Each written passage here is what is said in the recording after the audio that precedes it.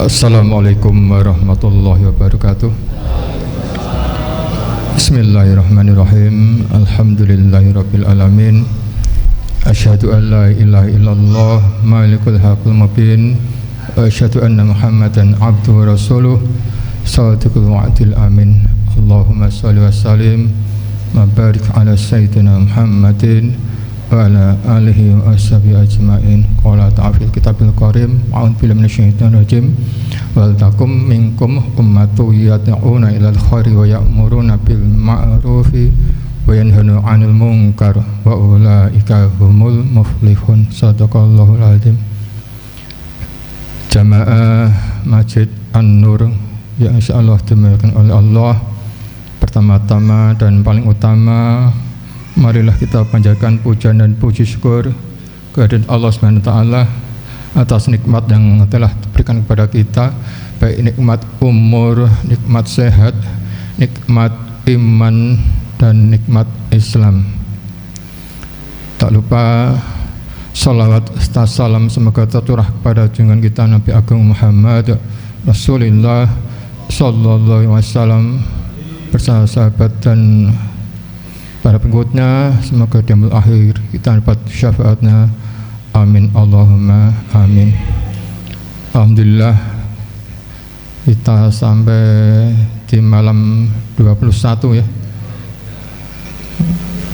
21 terus bagus ini kalau Pak Rusdi itu malam babak final ya, 10 terakhir. Jamaah yang dirahmati Allah, minggu-minggu dalam Ramadan terakhir biasanya kita diperlihatkan dengan fenomena perpindahan kegiatan umat dari masjid ke pasar, dari mushola ke terminal, ke mall, dari masjid ke stasiun, terus dari masjid ke bandara. Apa boleh buat, itu potret kehidupan kita, bahwasanya Lebaran identik dengan mudik, Lebaran sama dengan pakaian baru, Lebaran sama dengan makanan dan minuman. Lebaran beda dengan Idul Fitri. Lebaran ada tradisi, semua orang boleh merayakan, boleh melakukan, mau yang sholat maupun tidak boleh melakukan Lebaran. Yang puasa maupun tidak juga diperbolehkan. Mau profesi penjahat maupun penjahit boleh, pejabat maupun rakyat juga boleh. Namun tidak semua orang bisa merayakan Idul Fitri karena ada kos atau harga yang harus ditanggung bagi hamba yang bisa merayakan Idul Fitri.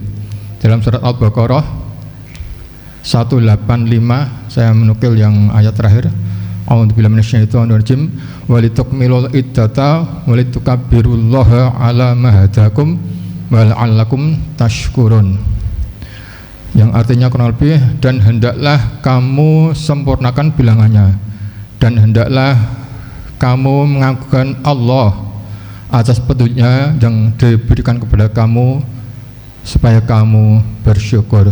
Ada 4 poin yang dapat kita petik dari tukilan ayat itu di Al-Baqarah 185. Yang pertama, walitukmilul iddah, hendaklah kamu sempurnakan. Sempurnakan di sini kita genapkan puasa kita. Bisa 29 hari, bisa 30 hari. Yang bisa menentukan awal Ramadan, yang mampu melakukan istihad ru'yatul hilal, boleh kita menentukan awal Ramadan. Tapi kalau kita orang awam, sebaiknya ikut pemerintah yang sah, dalam hari ini lembaga MUI. Kalau ada pendapat lain gimana Pak? Kalau selama masih dalam batas khilafiyah, kita harus bertoleransi, tidak usah diperdebatkan.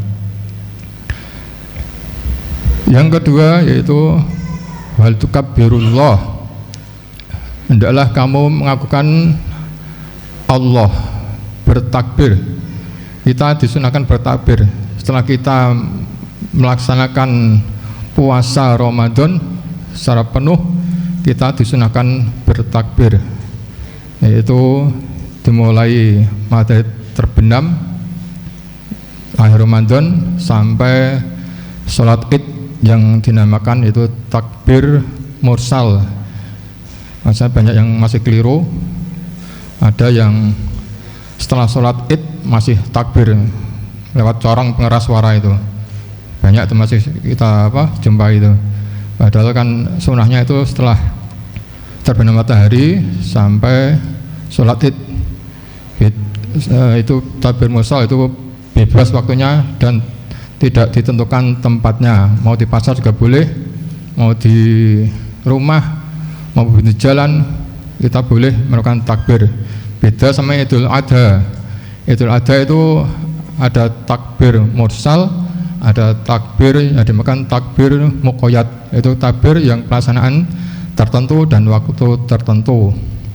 Kalau takbir muqayyad itu dimulai 9 Dzulhijjah atau waktu Arafah.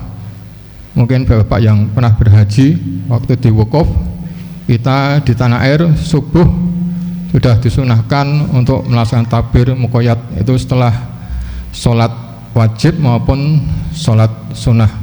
Waktunya itu 9 Dzulhijjah sampai hari tasyrik, yaitu 11, 12, 13 Dzulhijjah. Kemudian yang paling ketiga yaitu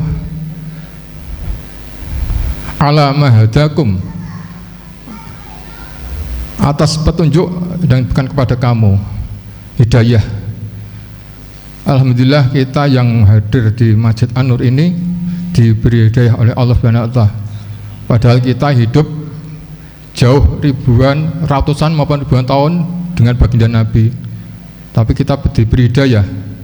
Kita masih mampu melaksanakan rangkaian ibadah Ramadan sampai malam hari ini.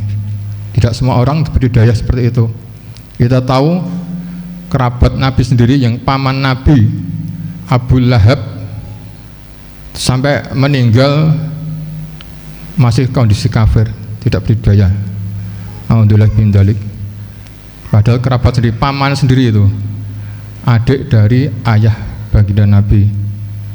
Sampai-sampai Allah menurunkan surat Al-Lahab yang terkenal dengan tabat itu, tabat yada itu ya.